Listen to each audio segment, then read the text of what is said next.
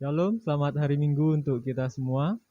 Bapak, Ibu, dan Saudara yang dikasihi Tuhan, minggu ini kita akan melaksanakan ibadah tetap secara virtual karena kita masih dalam situasi pandemi COVID-19 dan belakangan ini kita diterapkan PPKM kepada kita semua.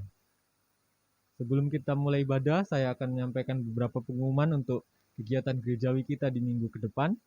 Pada hari Rabu, pukul 19.00 atau pukul 7 malam, kita akan mengadakan persekutuan doa dan pemahaman Alkitab.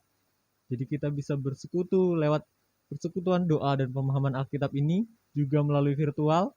Jadi Bapak Ibu bisa mengikutinya di rumah atau dimanapun Bapak Ibu sedang berada melalui aplikasi Zoom yang ID dan passwordnya juga linknya akan kami bagikan melalui media sosial kami, Facebook, IG, dan juga WA kami di hari-hari sebelumnya, dan juga mungkin Bapak Ibu bisa melihat di layar handphone atau laptop yang Bapak gunakan untuk ibadah pada minggu pagi ini. Selanjutnya kita akan mulai ibadah kita ini. Saya persilahkan kita untuk persiapkan diri kita untuk beribadah kepada Tuhan.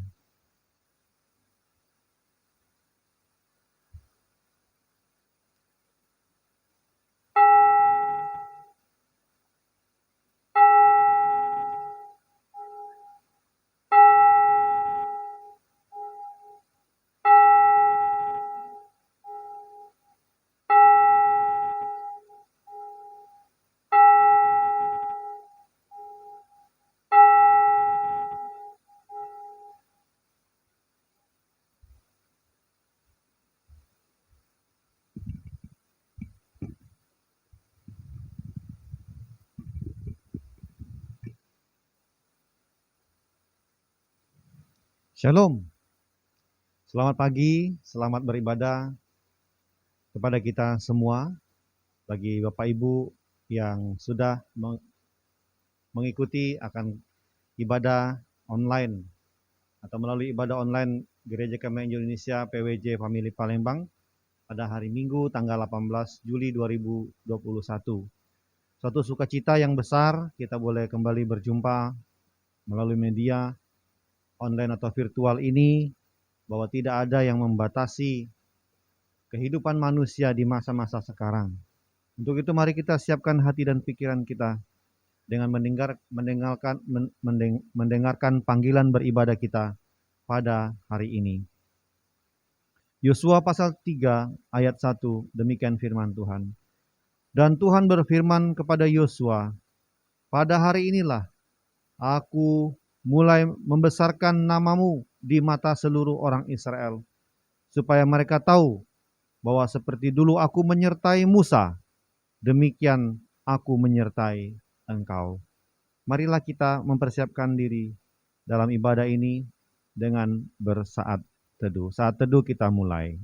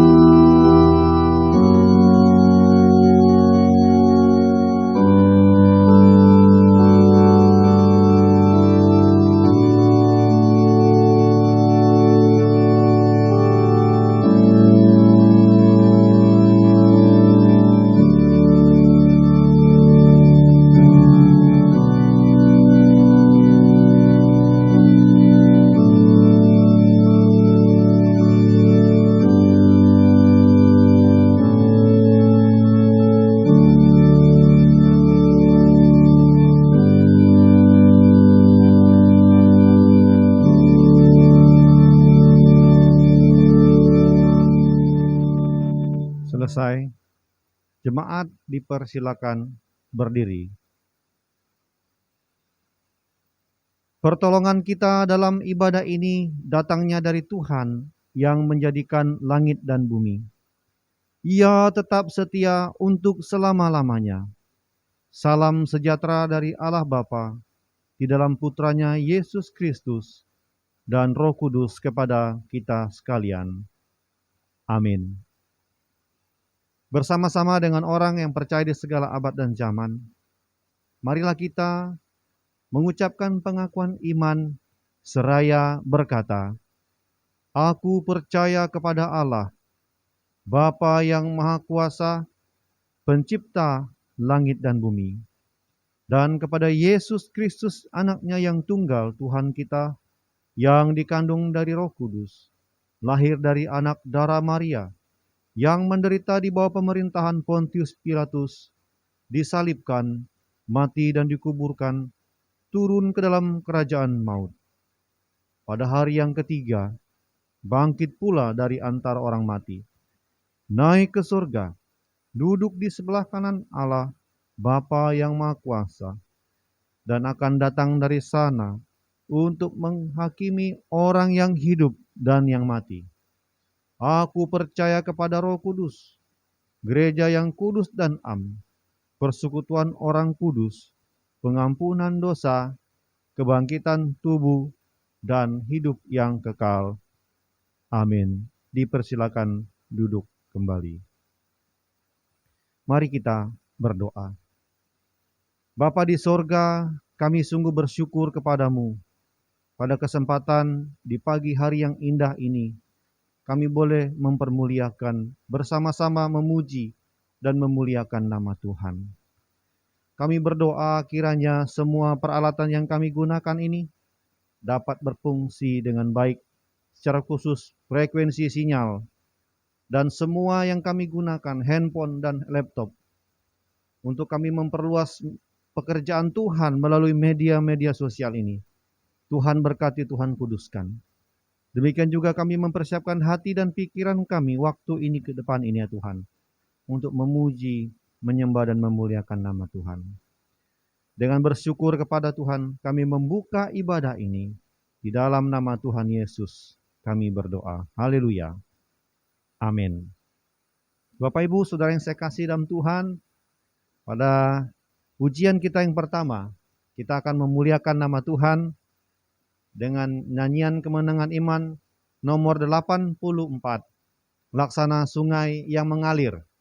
Dan kita percaya bahwa kasih Tuhan, penyertaan Tuhan, perlindungan Tuhan, laksana sungai yang mengalir, dan kasih dan kebaikannya itu pula yang membuat kita menjadi damai dan sentosa. Mari kita menaikkan pujian ini sebagai penyembahan kita kepada Tuhan.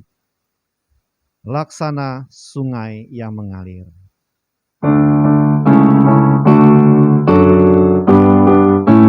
Kita naikkan pujian ini bait 1, 2, dan 3. Damai dan sentosa dari Allahku, yang laksana sungai yang mengalir. Damai yang sempurna dan mulia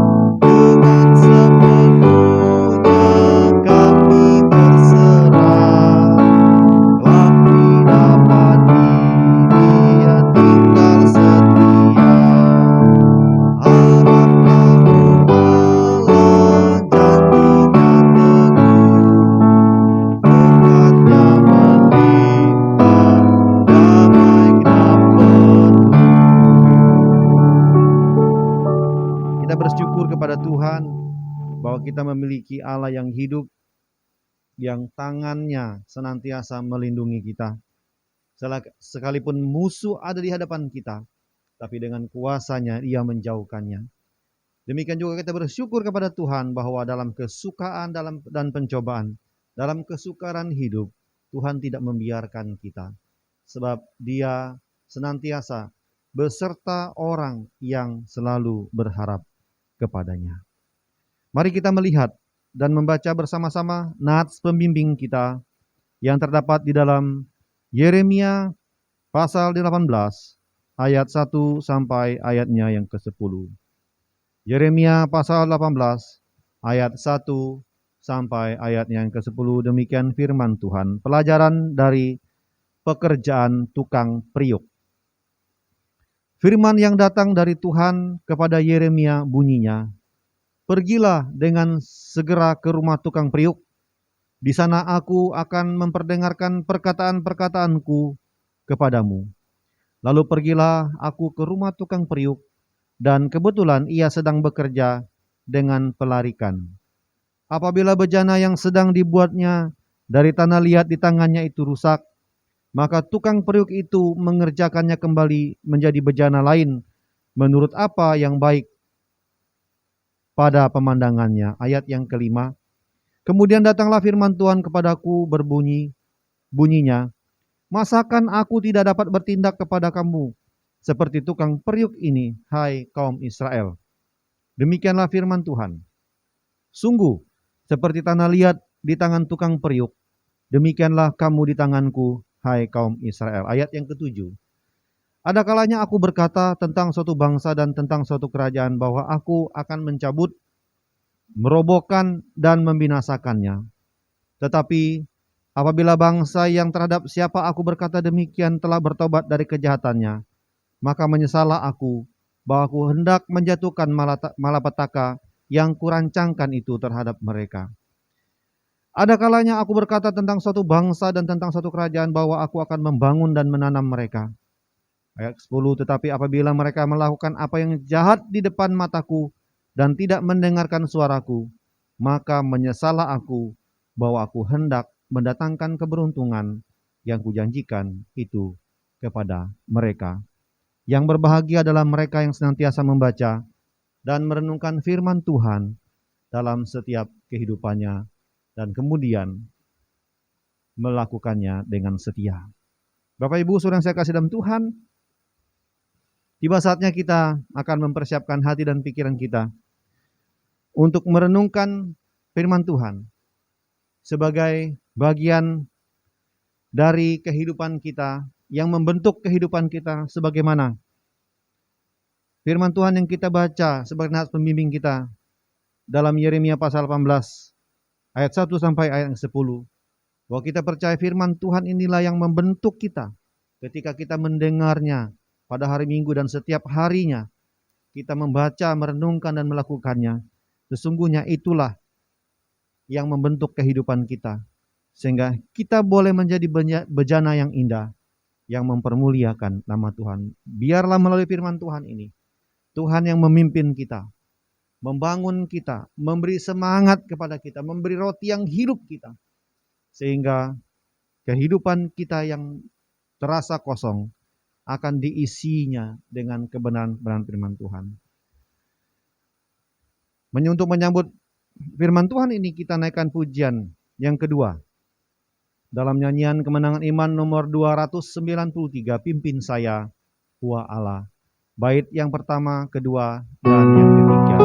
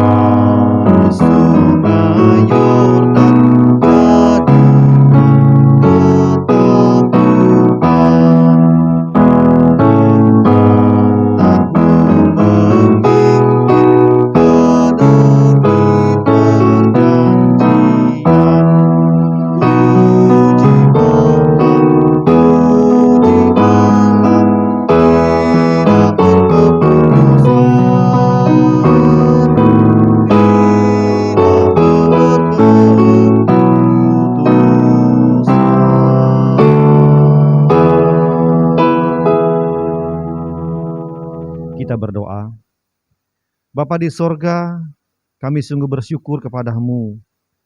Inilah waktu yang terbaik untuk kami kembali duduk, merenungkan firman Tuhan secara bersama-sama. Sekalipun kami berada di beda-beda tempat, tidak berada pada satu tempat, tapi kami memiliki Tuhan yang sama. Kami memiliki roh yang sama. Kami memiliki semangat yang sama. Bahkan kami memiliki Alkitab dan firman Tuhan yang sama. Urapi hamba-Mu ya Tuhan, sehingga firman Tuhan yang disampaikan tidak berlalu begitu saja, tetapi membawa kebaikan bagi kami, membawa semangat yang baru bagi kami, dan menegur kami, dan memimpin kami kepada jalan keselamatan. Biarlah kami boleh mempelajari firman Tuhan pada hari ini, untuk kami mempergunakannya dalam kehidupan kami hari lepas hari. Kami tidak izinkan segala bentuk kuasa kegelapan setan iblis yang mengganggu akan jalannya pemberitaan firman Tuhan ini. Untuk itu dengan sepakat kami bersama-sama mengusir segala bentuk kuasa dan intervensi itu di dalam nama Tuhan Yesus. Kiranya Roh Kudus berotoritas menguatkan, meneguhkan kami semua di dalam pemberitaan firman Tuhan ini. Dalam nama Tuhan Yesus kami berdoa, siap mendengarkan firman-Mu dan juga siap melakukannya dalam kehidupan hari lepas hari. Haleluya. Amin. Terpujilah nama Tuhan atas segala hikmat, kasih dan anugerah-Nya, boleh memimpin kita, menyertai kita semua dalam segenap perjuangan hidup kita. Sehingga kita kembali bertemu dan berjumpa lewat pelayanan dalam media online di channel YouTube GKI FPTP yang kami kembangkan bersama-sama dengan Gereja Kemah Injil Indonesia PWJ Family Palembang. Kita sungguh bersyukur bahwa media-media sosial ini begitu dengan mudah kita dapat memberitakan kasih Tuhan, kabar baik, keselamatan dalam Kristus Yesus. Sehingga hari-hari ini kita dituntut, gereja dituntut untuk mempersembahkan pelayanan yang dapat dijangkau dengan mudah dan dapat ditemukan dengan mudah.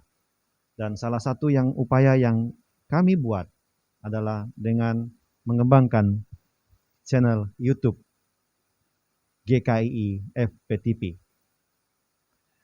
Kiranya ini dapat berkembang di kemudian hari, dapat mempermuliakan nama Tuhan, dan senantiasa sebagai media untuk kita bersama-sama belajar akan firman Tuhan. Nah, pada hari ini, pada pagi hari yang indah ini, saya akan menyampaikan firman Tuhan di bawah satu tema, yaitu menyeberang dengan selamat. Menyeberang dengan selamat. Kita buka firman Tuhan dalam kitab Yosua, pasal yang ketiga. Bagi Bapak Ibu yang ada di rumah, ya, siap-siap, silakan dibuka Alkitabnya, firman Tuhannya, supaya kita boleh mendapatkan berkat yang sama, kebagian berkat yang sama. Dan kita boleh memperoleh pengetahuan yang baik dalam pemberitaan firman Tuhan. Yosua pasal yang ketiga ayat 1 sampai ayatnya yang ke-17. Demikian firman Tuhan, menyeberangi sungai Yordan. Yosua bangun pagi-pagi, lalu ia dan semua orang Israel berangkat dari Sitim dan sampailah mereka ke sungai Yordan. Maka bermalamlah mereka di sana sebelum menyeberang. Setelah lewat 3 hari, para pengatur pasukan menjalani seluruh perkemahan dan memberi perintah kepada bangsa itu, katanya, segera sesudah kamu melihat tabut perjanjian Tuhan Allahmu yang diangkat para imam, yang memang suku Lewi, maka kamu harus juga berangkat dari tempatmu dan mengikutinya. Hanya antara kamu dan tabut itu harus ada jarak kira-kira 2000 hasta panjangnya. Janganlah mendekatinya. Maksudnya supaya kamu mengetahui jalan yang harus kamu tempuh sebab jalan itu belum pernah kamu lalui dahulu. Berkatalah Yosua kepada bangsa itu, kuduskanlah dirimu, sebab besok Tuhan akan melakukan perbuatan yang ajaib di antara kamu. Dan kepada para imam itu Yosua berkata, demikian, angkatlah tabut perjanjian dan menyeberanglah di depan bangsa itu. Maka mereka mengangkat tabut perjanjian dan berjalan di depan bangsa itu. Bapak, Ibu, saudara-saudara yang saya kasih dalam Tuhan, saya tidak akan membaca semua, karena dalam penyampaian juga nanti akan saya baca, kita akan baca. Ya. Jadi kalau kita melihat pada bagian ini sesuai dengan tema yang ada, bahwa bangsa Israel yang dipimpin oleh Yosua, mereka sedang berhadapan dengan sebuah sungai yang cukup besar, yang sangat besar pada masa itu, dan akan menyeberangi sungai tersebut. Nama sungainya adalah Sungai Yordan.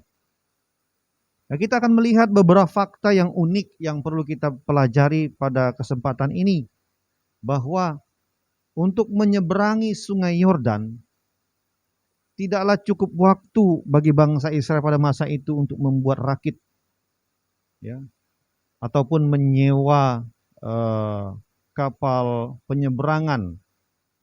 ASDP pada masa itu belum ada, ya. Jadi bagaimana caranya mereka menyeberang? Nah, inilah yang pernah mereka buat di masa kepemimpinan Musa. Sehingga saya katakan dalam slide yang saya buat, ini adalah fase kedua dari kepemimpinan Musa, di mana Yosua sebagai seorang pemimpin, sebagai seorang suksesor dalam kepemimpinan yang telah melahirkan Yosua yang sungguh luar biasa. Untuk itu, Yosua masuk dalam kategori pemimpin yang sukses, yang dipercayakan oleh Allah untuk meneruskan apa yang sudah Musa dan Harun lakukan dalam masa bangsa itu melewati padang gurun. Sebagaimana seorang penulis buku berkata, yaitu John MacArthur, dikatakan bahwa seorang pemimpin yang sejati adalah seorang yang menunjukkan kepada semua orang di sekitarnya bahwa kepentingan mereka merupakan prioritas hidup sang pemimpin. Bukankah ini dilakukan oleh Musa? Bukankah ini juga dilakukan oleh Yesus Kristus? Bahwa seluruh kehidupan mereka, termasuk Rasul Paulus, termasuk hamba-hamba Tuhan, para penginjil, termasuk Robert Alexander Jeffrey, bahkan termasuk pendiri daripada gereja Kemah Injil sedunia, yaitu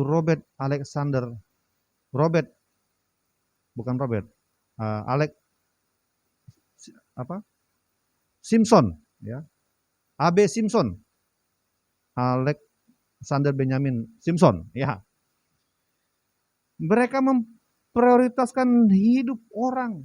Mereka memikirkan kepentingan banyak orang, sehingga mereka melahirkan begitu banyak rohaniawan, para pemimpin-pemimpin rohani yang akan meneruskan, atau seperti yang saya katakan tadi, menjadi suksesor kepemimpinan mereka.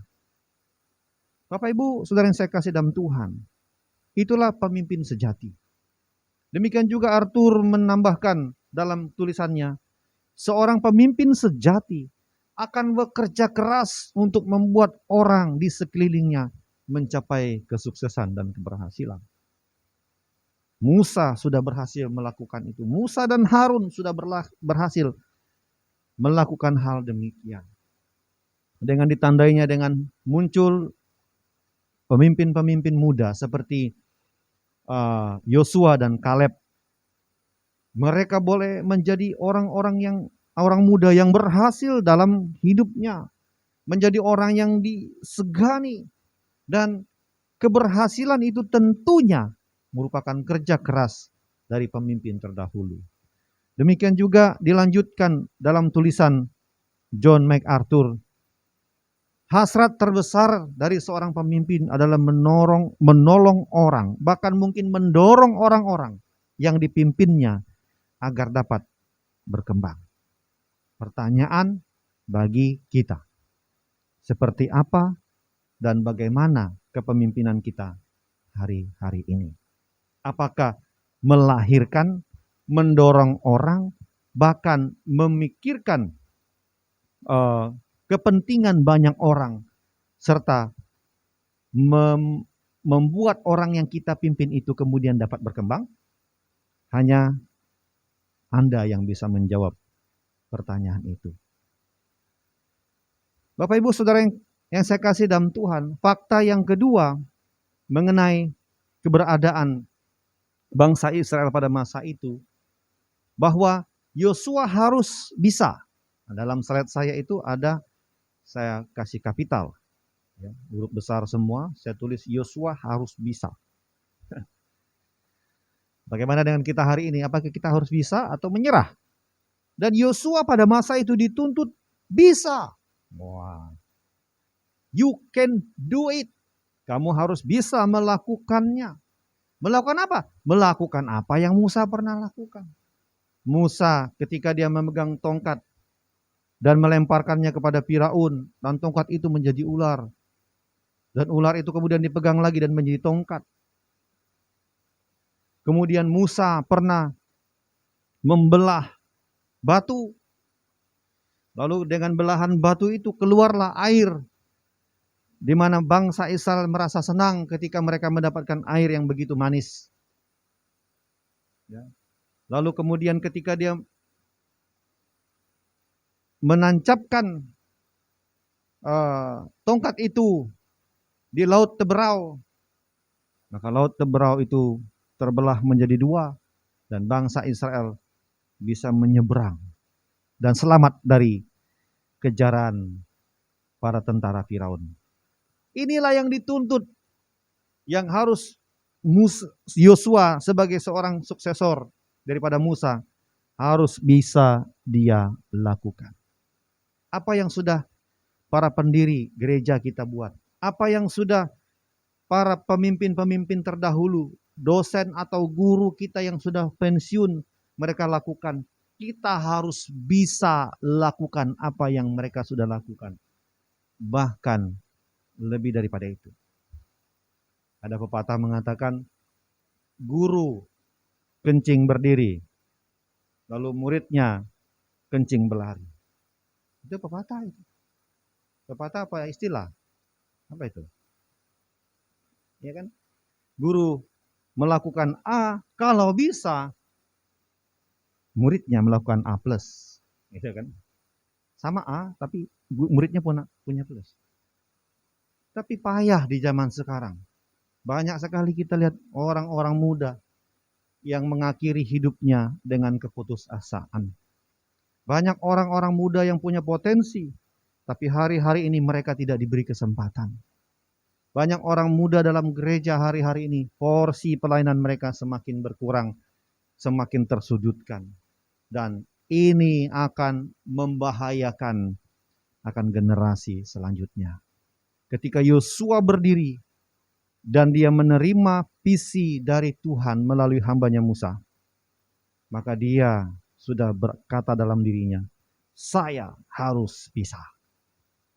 Saya percaya siapapun kita yang mendengarkan firman Tuhan ini adalah orang yang dipercaya oleh Tuhan untuk harus bisa. Yang percaya katakan amin. Fakta yang berikutnya Bapak Ibu yang saya kasih dalam Tuhan, bangsa Israel harus melewati sungai Yordan. Yang perlu kita ketahui bersama bahwa sungai Yordan itu bukan seperti sungai Musi kalau di Palembang, atau di Samarinda itu sungai Mahakam, atau di Kalimantan Tengah itu adalah Kapuas, ada Kapuas, dan Kalimantan Selatan itu ada Barito, kemudian di Jambi itu ada Batanghari. Ternyata luas atau lebar dari sungai Yordan ini pada masa itu mencapai 300 meter. 3 kali lapangan sepak bola, ya kan? Sepak bola kan 100 meter. Benar enggak? Apa salah? Benar ya. Lalu dalamnya 3 meter. Bayangkan. dengan situasi begitu mereka harus menyeberang. Mungkin arus deras seperti pujian kenangan iman tadi kan, kalau ada arus sungai Yordan, apakah dengan derasnya arus sungai Yordan akan menjadikan kita takut? Sesungguhnya sebagai manusia biasa, apalagi tidak pacak berenang, kata orang Palembang, tidak bisa berenang, ya pasti takut. Jangankan sungai yang mengalir, sungai yang berarus, lihat kolam aja udah merinding gitu, udah ketakutan. Dan ini yang mereka alami, fakta yang mereka harus lewati itu adalah sungai yang memang cukup lebar dan dalam. Lalu fakta yang berikutnya adalah jumlah mereka saat itu. Alkitab mencatat ada 600.000 laki-laki. Ketika eksodus besar-besaran terjadi di zamannya Musa, yang saya sampaikan ini adalah mereka yang keluar saat Musa memimpin dari Mesir. Ada 600.000. Belum terhitung dengan perempuan dan anak-anak. Itu baru laki-laki yang dewasa. Akhirnya beberapa penulis memperkirakan bangsa Israel yang ada pada saat itu, yang akan dibawa oleh Yosua dan Musa, pada konteks ini diperkirakan sekitar 2 juta manusia. Itu repotnya minta ampun. Manusia bukan semut. Apabila mereka pergi menyeberang, mereka akan numpuk-numpuk diri mereka, akan buat suatu jembatan yang bisa mereka lewati sambil bergandengan tangan. Satu semut, masuk lagi satu semut, dan seterusnya. Akhirnya mereka sampai ke tepi. Bukan seperti itu. Manusia bobotnya sangat berat. Tidak mungkin satu orang menggendong satu orang lalu yang satunya hanyut atau menjadi korban. Nah, ada yang mau menjadi korban seperti itu. Sehingga mereka berpikir bagaimana bisa menyeberang. Maka tema yang saya sampaikan hari ini, menyeberang dengan selamat. Tentunya Bapak Ibu, bagi yang bisa berenang, 300 meter itu sesuatu yang kecil. Ya. Bahkan ada yang bisa bolak-balik dengan cara berenang gaya bebas dan tidak masalah bagi mereka. Tetapi untuk suruh 2 juta manusia berenang di arus yang memang deras dan cukup dalam dan luas, ya akan membahayakan. Mungkin perlu perahu. Mau berapa kubik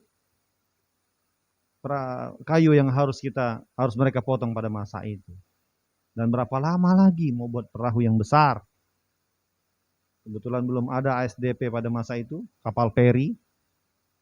Selayaknya bagi Bapak Ibu yang ada di kepulauan, tahu persis daerah NTT, bahkan pulau Sumatera dan Jawa, itu ada penyeberangan feri ASDP. Ada yang lebih eksekutif, ada yang reguler, yang biasa. Tinggal kita pilih mana sesuai dengan kemampuan. Pada masa itu enggak ada. Sehingga mereka harus benar-benar mempercayakan Tuhan dalam mereka menghadapi situasi yang sulit. Nah, apa saja persiapan yang mereka lakukan? Persiapan yang harus mereka lakukan ini saya catat ada 3. Persiapan yang harus mereka lakukan dalam menghadapi situasi yang sulit pada masa itu. Yang pertama, mereka harus taat pada aturan. Mereka harus taat pada aturan, pada rule, pada tools yang ada. Kalau kita membaca ayat 1 sampai ayat 6 tadi yang kita sudah baca, kita akan menemukan bahwa bangsa Israel melakukan sebuah persiapan dengan baik sekali, dengan rapi, dengan hati-hati, dengan teratur, dengan sesuai dengan apa yang disampaikan oleh Yosua kepada mereka. Contoh apa yang mereka persiapkan? Yang pertama, tabut menjadi patokan. Jadi setiap kali tabut itu bergerak, maka bangsa Israel harus bergerak. Itu aturan mainnya. Ketika tabut itu berhenti, maka mereka harus berhenti. Kenapa? Tabut menjadi patokan. Lalu pengangkut tabut itu harus diambil dari suku Lewi. Kan ada 12 suku, termasuk suku Lewi. Nah, suku yang lain nggak boleh. Karena apa? Inilah tugas keimaman yang sudah Tuhan tunjukkan kepada suku Lewi pada masa kepemimpinan Musa. Membagi tugas sehingga Lewi memiliki porsi yang lebih banyak dalam hal kepemimpinan rohani dalam penyembahan dan peribadatan bangsa Israel pada masa itu. Yang berikutnya, mereka harus mengatur jarak. Dikatakan tadi ada 2000 hasta jaraknya. Saya coba hitung dengan anak saya Kristen, karena saya agak bingung dengan hitungan itu dan dia mengajarkan saya. Ya itulah yang kalau dibilang sukses ya sudah agak sukses sudah itu. Dia lebih pintar dari bapaknya gitu ya. Jadi saya tanya sama dia, "Ian, di dalam Alkitab disebutkan 2000 hasta." Lalu saya coba searching di Google, satu hasta itu berapa meter? Ternyata ada 45 cm. Gimana cara hitungnya? Diajarkan seperti ini, begini-begini. Dapatlah hasilnya adalah 900 meter. Hampir 1 kilo. Hampir 1 kilo jarak bangsa Israel dengan orang yang mengangkut tabut tersebut. Ini aturan. Kalau mereka nggak taat, ya bisa jadi mereka mati. Tersengat dengan kuatnya hadirat Tuhan melalui tabut itu. Atau bisa jadi mereka kena punishment. Ada hukuman tertentu yang akan mereka dapatkan tatkala mereka melanggar. Maka persiapan yang mereka lakukan untuk mereka bisa menyeberang dengan selamat, yang perlu kita ingat hari ini adalah kita harus taat pada aturan.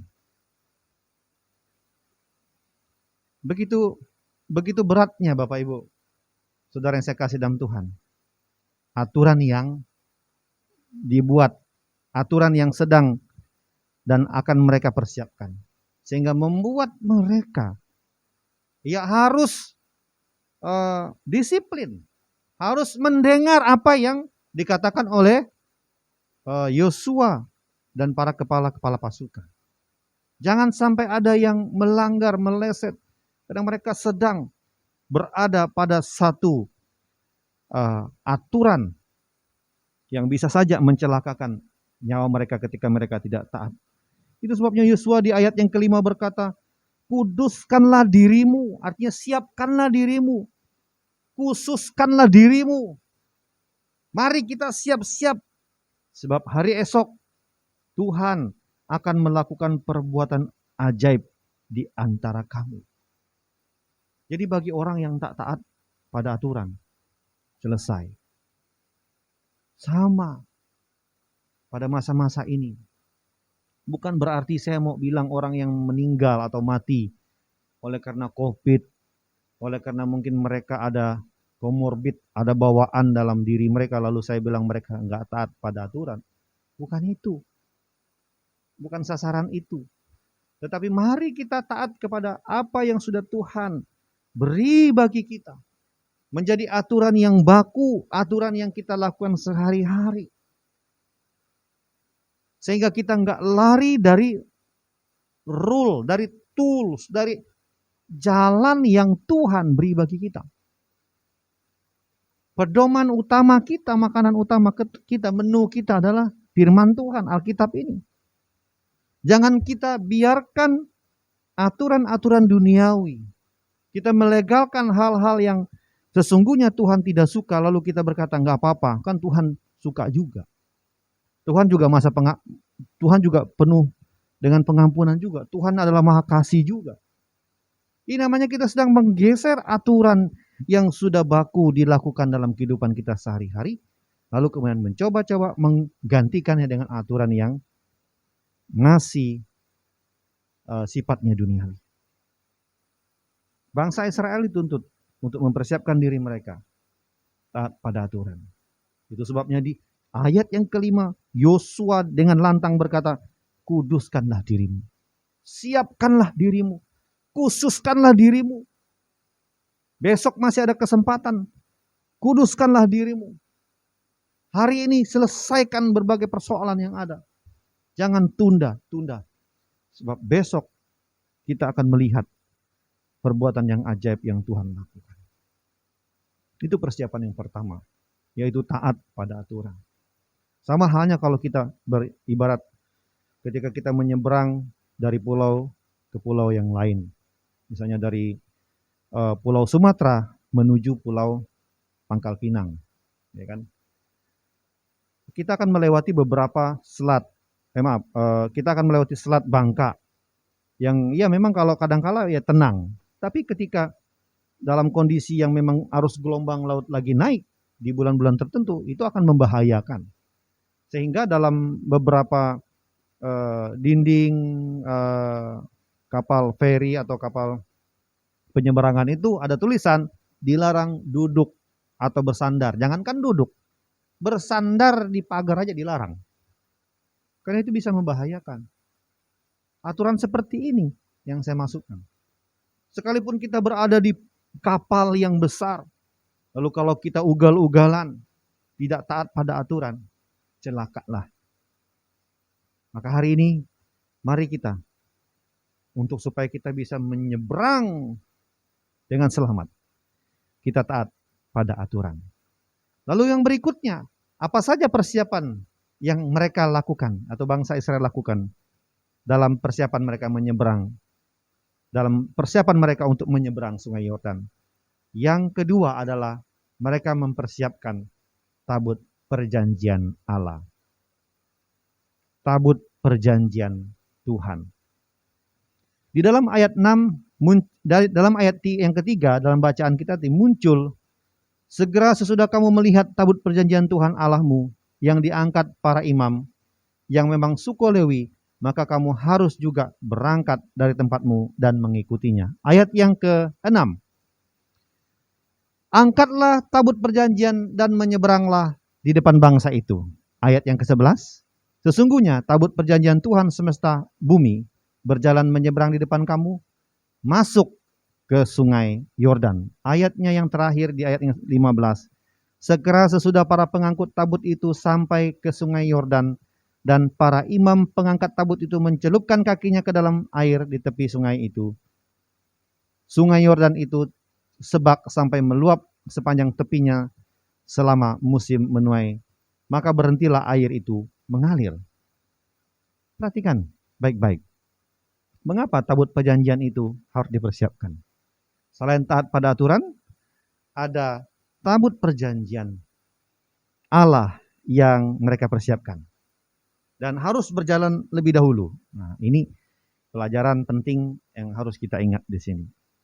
Bapak Ibu sudah saya kasih dalam Tuhan, saya akan jelaskan secara singkat bahwa tabut perjanjian Allah yang dibuat oleh zamannya Musa itu menjadi patokan atau lambang kehadiran Allah dalam kehidupan umat manusia secara khusus bagi bangsa Israel.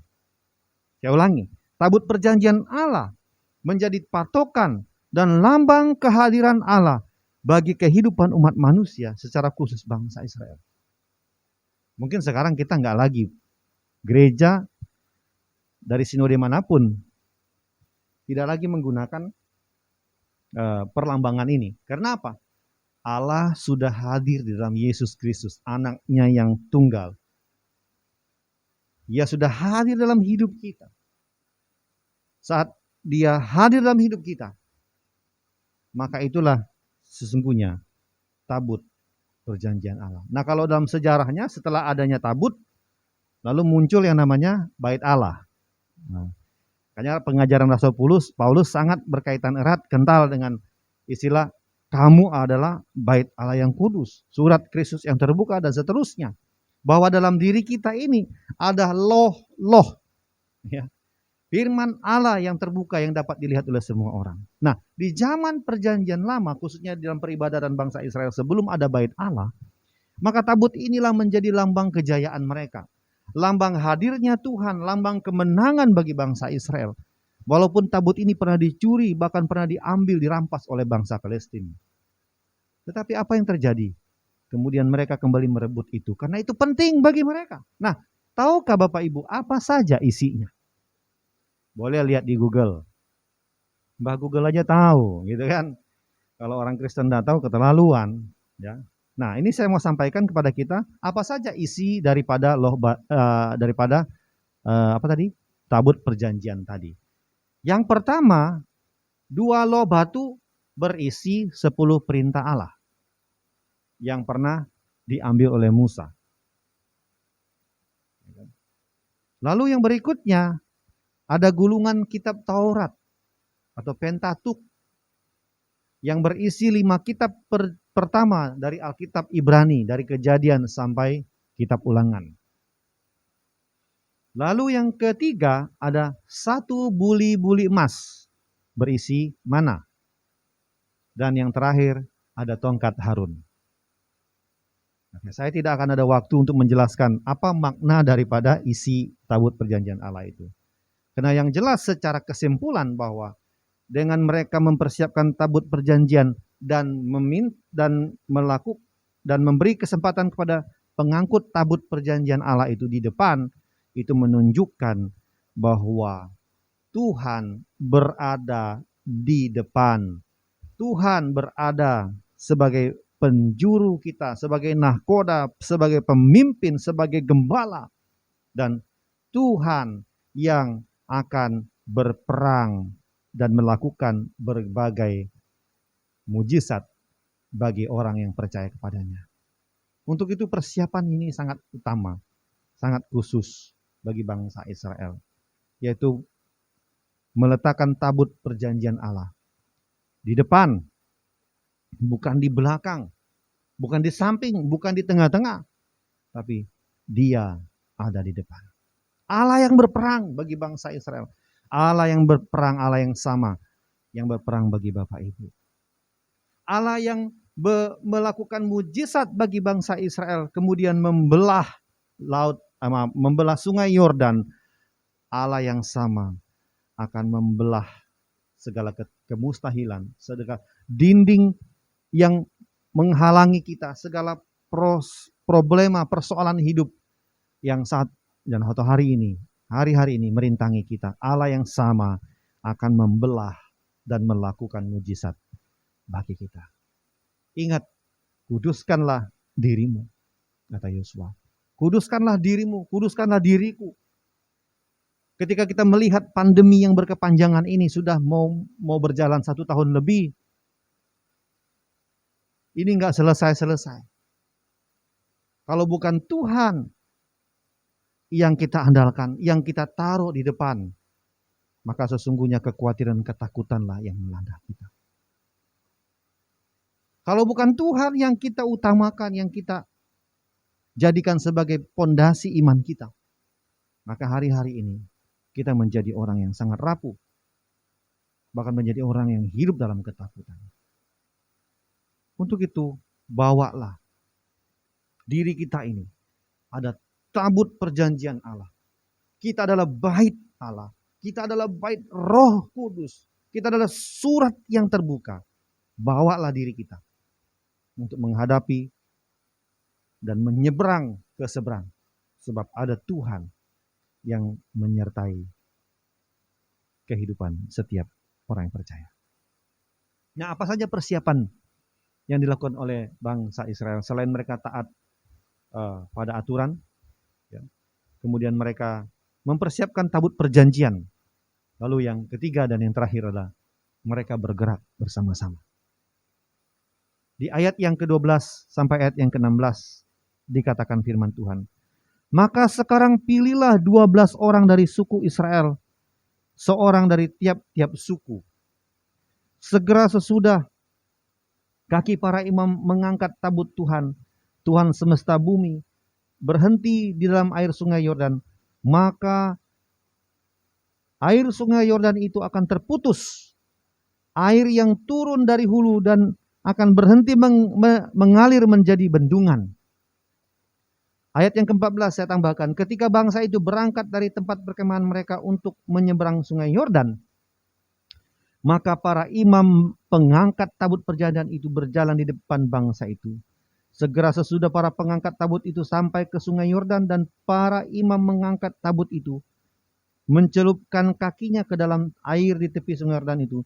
Sungai Yordan itu sebak sampai meluap sepanjang tepinya selama musim menuai, maka berhentilah air itu mengalir. Air yang turun dari hulu melonjak menjadi bendungan, jauh sekali di dekat Adam, kota yang terletak di sebelah Sartan, sedang air yang turun ke laut Araba itu, yakni laut asin, terputus sama sekali. Lalu menyeberanglah bangsa itu di tentangan Yeriko. Bapak Ibu, saudara yang saya kasih dalam Tuhan, kalau sudah ada aturan, taat pada aturan bangsa Israel, kalau mereka sudah mempersiapkan tabut perjanjian, tapi kalau mereka nggak mau bergerak, podo ae, samo bae, ya. Sehingga saya mau katakan kepada kita hari ini bahwa bergerak bersama itu, semangat kebersamaan atau teamwork sebagai mesin penggerak, itu yang kita butuhkan hari-hari ini. Misalnya imam dan pengangkut tabut melakukan tugas dengan baik. Lalu bangsa Israel mengatur jarak. Seperti tadi bilang, ada 2000 atau 900 meter bangsa Israel dengan tabut tersebut. Lalu kemudian saat imam yang mengangkut tabut perjanjian Allah dan menginjak dan mencelupkan kakinya di sungai Yordan, lalu sungai mulai terbendung dan mulai ada jalan menuju ke seberang. Tetapi bangsa Israel nggak mau gerak. Mereka nggak mau berjalan. Mereka takut. Mereka berkata, jangan-jangan bendungan itu nanti akan jebol. Jangan-jangan nanti ketika kita ada di tengah-tengah, kekuatan daripada bendungan itu akan menimpa kita. Ayo suku yang lain dulu lah yang jalan. Ayo, kami mau lihat-lihat. Kami nggak bisa berenang, ya. Kami nggak berani mengambil resiko. Istri saya sedang hamil misalnya, atau anak saya masih kecil. Ayo silakan. Nggak akan jadi.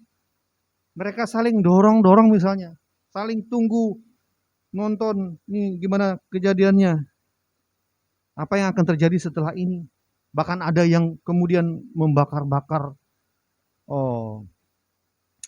emosi orang yang kita sebut provokator tadi. Mengambil kesempatan ada tunggangan gelap. Bisa saja. Akhirnya mereka nggak bergerak. Akhirnya mereka nggak jalan. Sekalipun sudah ada aturan yang baik. Sekalipun ada Tuhan di dalam tabut perjanjian Allah itu berada di depan mereka dan sudah menyebabkan air menjadi bendungan yang sangat besar dan hebat. Tapi kalau mereka tidak mau bergerak bersama-sama, mereka tidak akan bisa menyeberangi sungai Yordan.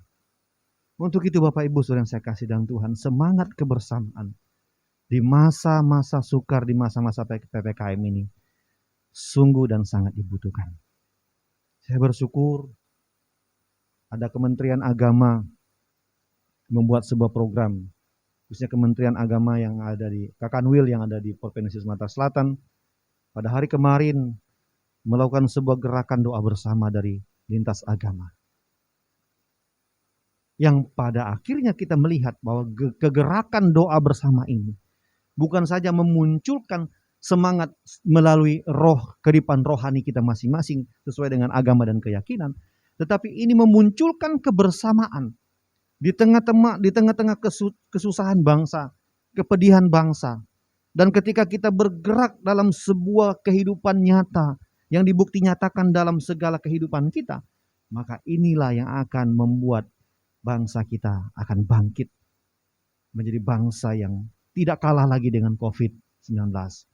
Tapi kita menang dengan COVID-19. Sekalipun para hamba-hamba Tuhan, para pendeta, para pastor, kiai, atau pendeta Buddha, pendeta Hindu berdoa siang dan malam. Tapi kalau tidak ada kegerakan bersama secara nyata dari anak-anak bangsa kita, dari orang-orang muda, maka sesungguhnya bangsa kita akan semakin terpuruk. Untuk itu Bapak Ibu Saudara yang saya kasih dalam Tuhan, mulai dari kita, dari gereja, dari keluarga kita, mari kita perkuat semangat kebersamaan kita. Bukan berhenti saling menyalahkan. berhenti saling menuduh, berhenti membaca berita-berita yang tidak punya kekuatan yang berdasar atau berita hoax, berhenti menyalahkan pemerintah, berhenti menyalahkan institusi. Tetapi apa yang kita bisa buat? Kita buat bersama-sama dalam kebersamaan itu. Inilah persiapan yang membuat bangsa ini dapat menyeberang dengan selamat. Saat tabut atau pengangkut tabut perjanjian Allah menginjakkan kaki mereka di tepi sungai, lalu sungai Yordan mulai sebab, kata firman Tuhan, lalu seluruh bangsa Israel menyeberang. Bukan dengan sukacita mereka berada di seberang, tapi mereka akan berhadapan dengan sebuah bangsa yang sangat besar, bangsa Jericho. Bapak Ibu Saudara yang saya kasih dalam Tuhan, kita menyeberang atau kita melewati satu masalah, kemudian kita akan berhadapan lagi dengan persoalan yang lain. Tapi kalau kita tetap taat pada aturan, kalau ada tabut perjanjian Allah itu tetap ada di depan kita, kalau kita kemudian kita bergerak bersama-sama dalam doa, bergerak bersama-sama dalam kehidupan nyata kita, maka saya akan percaya, Yeriko, benteng-benteng yang besar itu akan dapat kita kalahkan. Yang percaya katakan amin.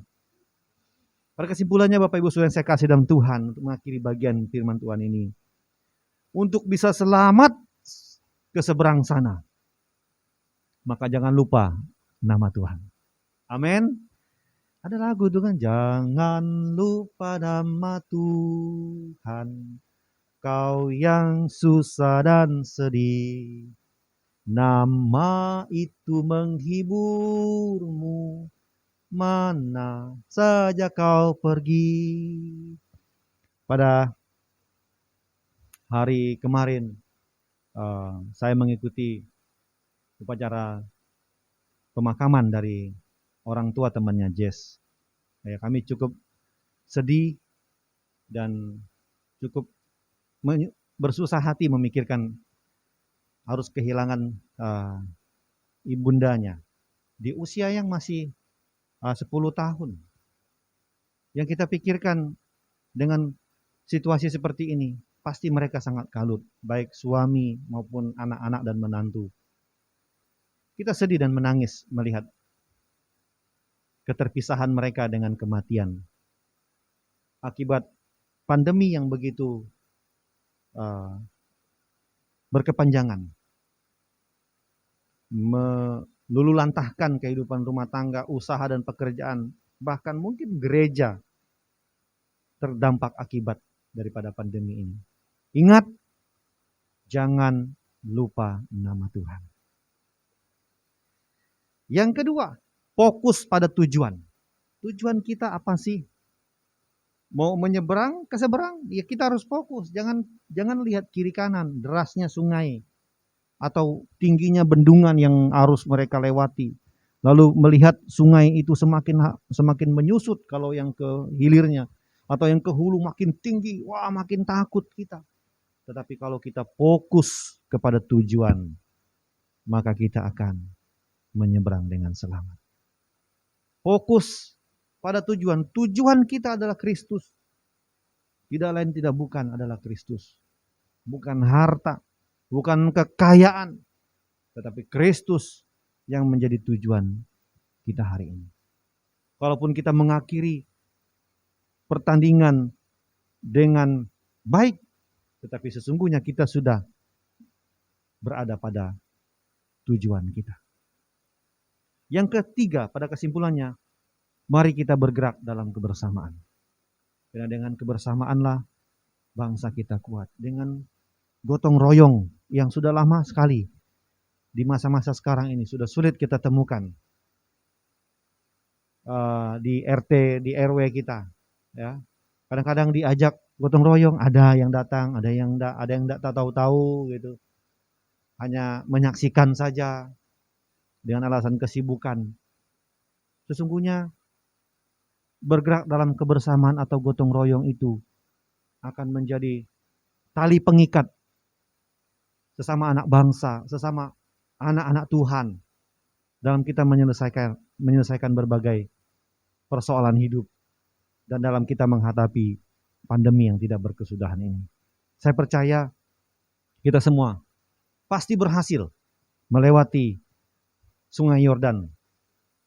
Kita pasti berhasil menyeberang lautan. Kita pasti berhasil menyeberang samudra. Manakala kita taat pada aturan, menjadikan Tuhan sebagai yang terdepan. Dan kita semua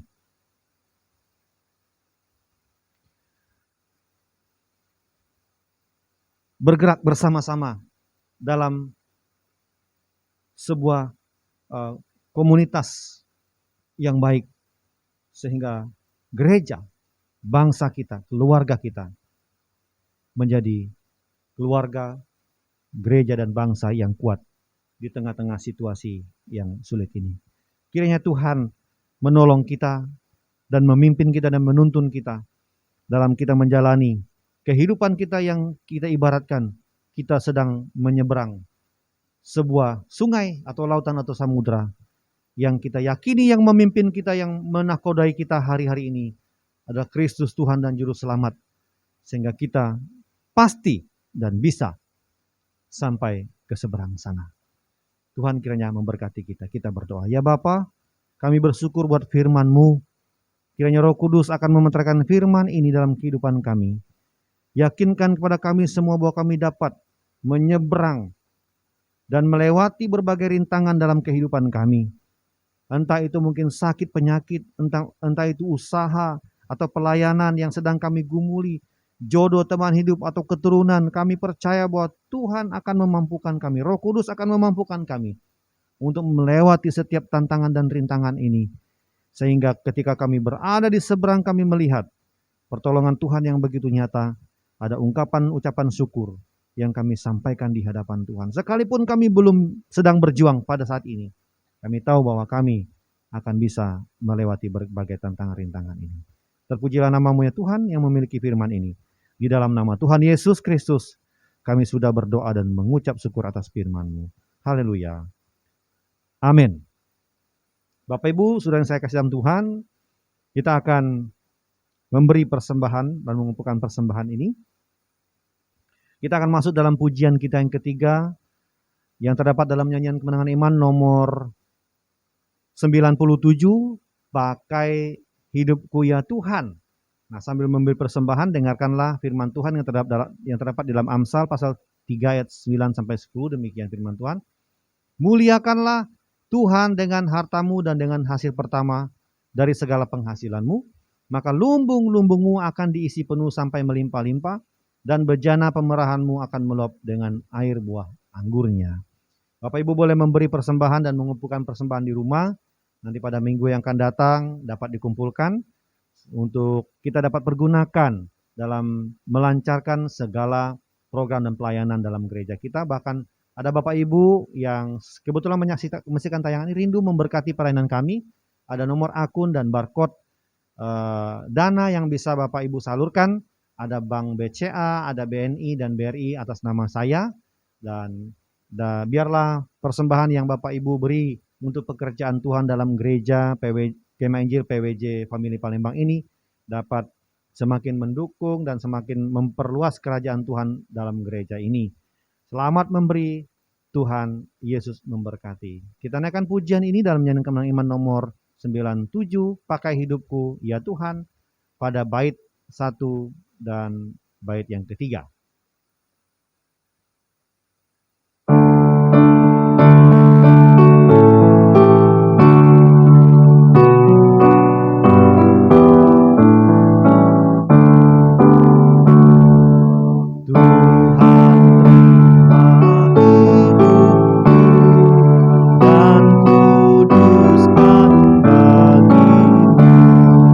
Rasakanlah pekerjaan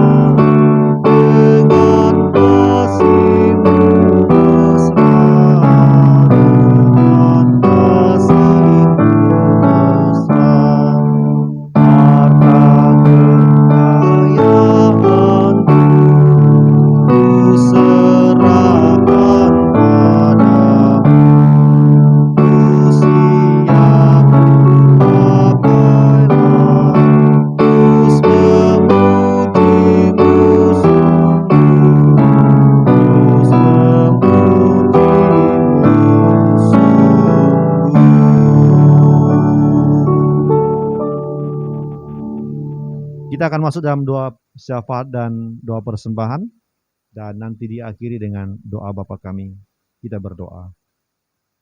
Ya Bapa kami yang bertata dalam kerajaan sorga, Bapa yang kami muliakan, Bapa yang kami sanjung, Bapa yang kami tinggikan, Bapa yang kami kenal dalam nama Tuhan Yesus Kristus, Tuhan dan Juru Selamat kami yang hidup. Sungguh kami bersyukur kepadamu atas segala kebaikan dan kemurahan Tuhan yang telah melewatkan kami dalam satu pekan yang telah lalu, sehingga kami boleh ada di hari perhentian kudus-Mu ini untuk memuji dan memuliakan nama Tuhan. Kami sudah mendengarkan firman-Mu, kami juga sudah mengumpulkan persembahan sebagai rasa syukur kami di hadapan Tuhan. Terimalah segala puji, hormat, sembah kami, serta persembahan yang kami beri bagi Tuhan, sehingga nama Tuhan yang kami permuliakan, dan Tuhan kembalikan berkat yang berkelimpahan bagi tangan-tangan yang telah memberi dengan sukacita. Kami berdoa secara khusus ya Tuhan, bagi bangsa dan negara kami dalam penanganan kasus COVID-19 yang semakin merebak dan semakin meluas, bahkan semakin tinggi korban yang telah jatuh di dalamnya. Bahkan banyak tenaga kesehatan kami yang telah meninggal akibat pandemi ini ya Tuhan. Bahkan ada sanak famili, hamba-hamba Tuhan, gembala dan para pendeta yang sedang mengalami sakit, bahkan ada yang dipanggil oleh Tuhan.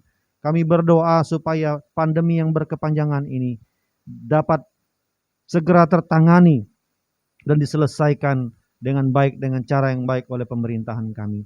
Di mana masa-masa PPKM, ada yang PPKM di beberapa daerah yang dilaksanakan PPKM darurat, tentu ini menyiksa, bahkan membuat banyak orang berduka, bahkan bersedih. Untuk itu kami doakan untuk bangsa dan negara kami ya Tuhan. Kiranya Engkau memberikan ketenangan, memberikan damai dalam menghadapi situasi ini, yang kami akui bahwa situasi ini tidaklah mudah ya Tuhan. Apalagi bagi para pengusaha atau pedagang-pedagang kaki lima yang hari-hari ini mereka bergantung pada jualan mereka atau bisnis mereka hari lepas hari. Oh Tuhan, hiburkan mereka ya Bapa.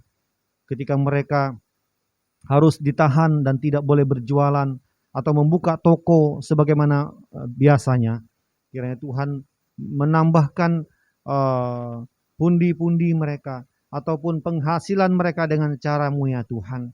Kami doakan bagi keluarga kami yang sedang mengalami kedukaan akibat ada keluarga mereka dipanggil oleh Tuhan dan meninggal oleh karena COVID-19. Kami berdoa Tuhan, hiburkan keluarga yang ditinggalkan, agar mereka tetap semangat dalam menghadapi situasi atau hari esok. Dan ada yang mungkin saat ini sedang dirawat di rumah sakit atau sedang isolasi mandiri di rumah, bahkan di wisma-wisma atlet ya Tuhan, atau di berbagai tempat yang disediakan oleh pemerintah daerah dan pusat. Kami berdoa supaya dalam nama Tuhan Yesus, Tuhan jamah, Tuhan sembuhkan mereka, agar lewat situasi ini mereka lebih waspada lagi dan ada pengalaman yang baik yang mereka boleh jalankan bersama dengan Tuhan. Kami juga berdoa ya Tuhan buat proses vaksinasi yang sedang gencar-gencarnya dilakukan oleh pemerintah kami. Sebagai masyarakat Indonesia, kami tentunya mendukung proses yang baik ini ya Tuhan, supaya semua bangsa kami, semua masyarakat kami, lapisan masyarakat kami mendapat vaksin tepat pada waktunya ya Tuhan. Dan bangsa kami boleh semakin kuat dalam menghadapi virus corona ini, dan kami boleh bangkit bersama-sama dalam perekonomian kami, dalam pendidikan kami, dalam berbagai aspek kebangsaan. Kami boleh bangkit kembali dan kami boleh menjadi bangsa yang kuat dan besar. Terima kasih Tuhan. Kami berdoa buat Gereja Kemah Injil Indonesia mulai dari pusat, wilayah, daerah sampai ke jemaat lokal. Di dalam setiap konferensi daerah dan wilayah yang akan dilaksanakan, bahkan yang sedang berlangsung, bahkan nanti ada raker nasional yang akan dilaksanakan ya Tuhan dalam beberapa bulan ke depan. Pertemuan-pertemuan ini tentunya akan berpengaruh pada situasi sekarang ini.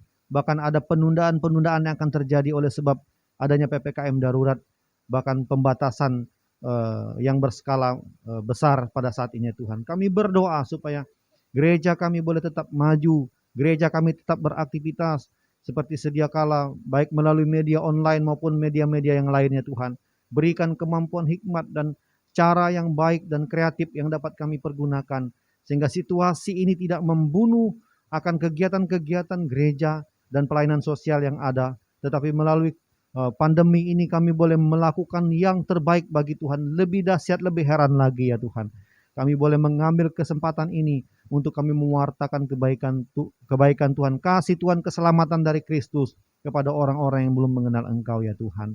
Terima kasih Bapa di surga. Kami juga berdoa buat hamba-hamba Tuhan yang ada di ladang pelayanan, mereka yang saat ini mengikuti program Sumatera Siap ya Tuhan. Tuhan memberkati hamba-hamba-Mu, percukupkan segala kebutuhan, hikmat daripada Tuhan dapat mereka pergunakan untuk mendekati orang-orang yang ada di sekitar mereka, dan boleh menjadi orang-orang yang kuat dalam ekonomi, membantu dan menopang masyarakat di sekitarnya, sehingga apa yang mereka lakukan boleh berguna, bermanfaat bagi orang yang mereka dekati saat ini.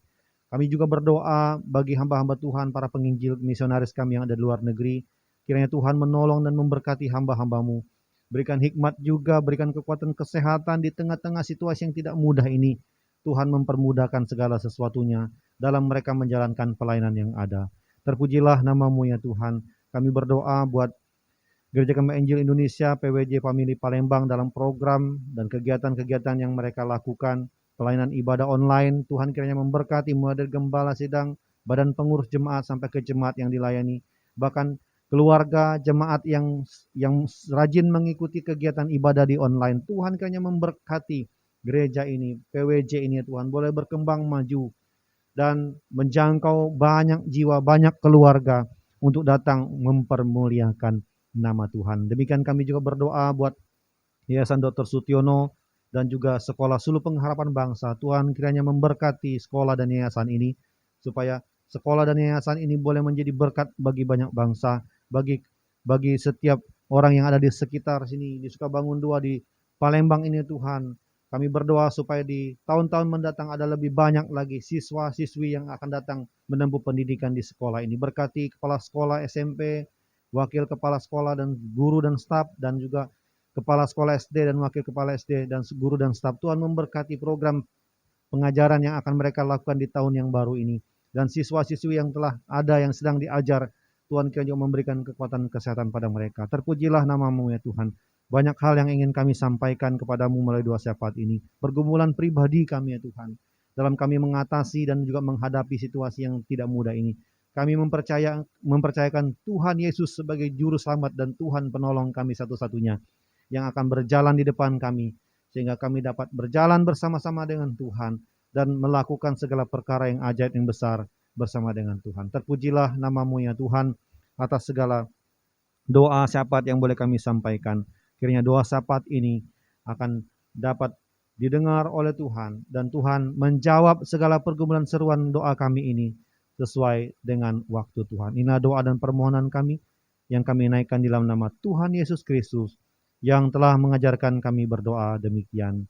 Bapa kami yang di surga, dikuduskanlah nama-Mu, datanglah kerajaan-Mu, jadilah kehendak-Mu di bumi seperti di surga. Berikanlah kami pada hari ini makanan kami yang secukupnya, dan ampunilah kami akan kesalahan kami, seperti kami juga mengampuni orang yang bersalah kepada kami. Dan janganlah membawa kami ke dalam pencobaan, tetapi lepaskanlah kami daripada yang jahat, karena Engkau yang punya kerajaan, dan kuasa dan kemuliaan, sampai selama-lamanya. Amin. Jemaat Tuhan dipersilakan untuk berdiri. Kita akan mengakhiri ibadah kita pada pagi hari ini dengan doa berkat. Jemaat Tuhan yang saya kasih dalam Tuhan Yesus Kristus, arahkanlah hatimu kepada Tuhan. Lakukanlah setiap kebenaran firman Tuhan yang sudah kita dengar pada hari ini dalam hidupmu dengan setia. Andalkanlah Tuhan, lakukanlah setiap peraturan yang ada, aturan yang sudah ada, dan hiduplah dalam kebersamaan, sehingga kasih Tuhan senantiasa menyertai kita. Dengan iman tadakan kedua tanganmu, serta terimalah berkat-Nya. Tuhan memberkati engkau dan melindungi engkau. Tuhan menyinari engkau dengan wajah-Nya dan memberi engkau kasih karunia. Tuhan menghadapkan wajah-Nya kepadamu dan memberi engkau damai sejahtera, mulai saat ini sampai selama-lamanya. Amin. Bapa, terima kasih.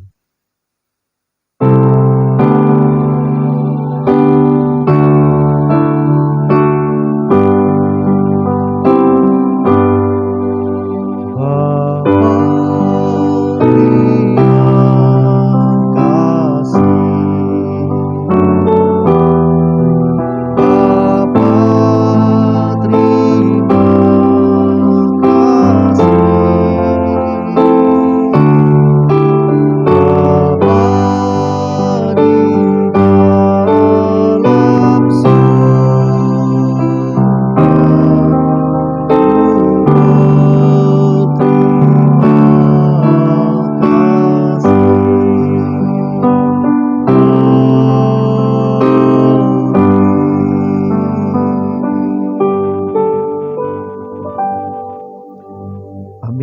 silakan duduk kembali untuk bersaat teduh.